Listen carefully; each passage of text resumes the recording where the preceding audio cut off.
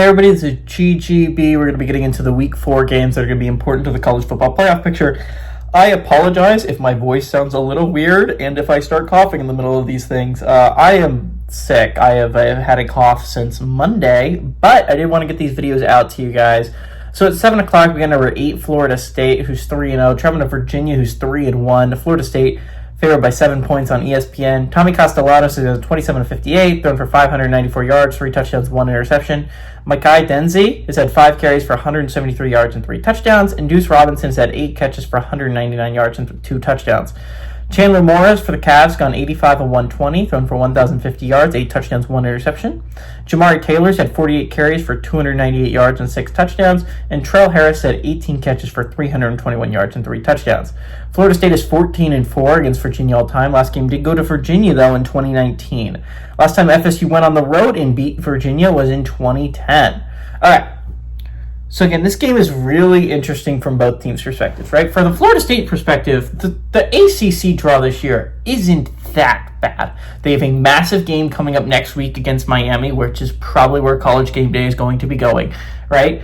And so this is a classic look-ahead game for that if you're Florida State, because you could argue this is the second hardest game left on the schedule for Florida State. You could argue a trip to NC State later on in the year maybe is a harder game.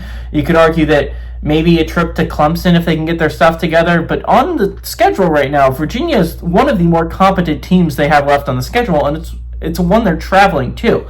On the Virginia side of things, these next 2 weeks are going to be massively important to your look forward as a playoff contender, right? These next 2 games, Virginia plays Florida State and Louisville. Absolutely important games for Florida State. For Virginia, you got to win one of those. If you win one of them, you would like to win both. If you win both, you're not looking bad when you're talking about the college football playoff picture.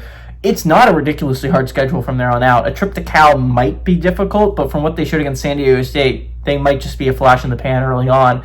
So, I mean, Virginia's playoff hopes, I think a lot are staked on, can you pull off this upset here? Because again, in a couple weeks, in the next game, you're going to be going to Louisville, right? That's not an easy game. You would like to win the one at home instead of the one you're trying to win on the road. From Florida State's side of things, again, that's the reason the spread's only 7 points. They think that Florida State is only a 10-point better team than Virginia. Virginia has looked competent so far this year. They've looked like a pretty good football team.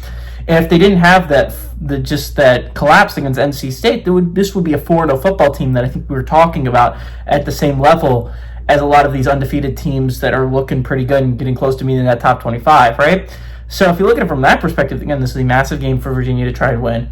This is a game you can't drop if you're Florida State because, again, what you want to do if you're Florida State is set yourself in a position where if you lose to Miami, you're still fine, right? Like if you lose to Miami, you're still fine, and you're a lock for the playoffs if you win out, right? So you want to feel pretty confident in that if you're Florida State, and I think losing this game would make you feel less confident about it.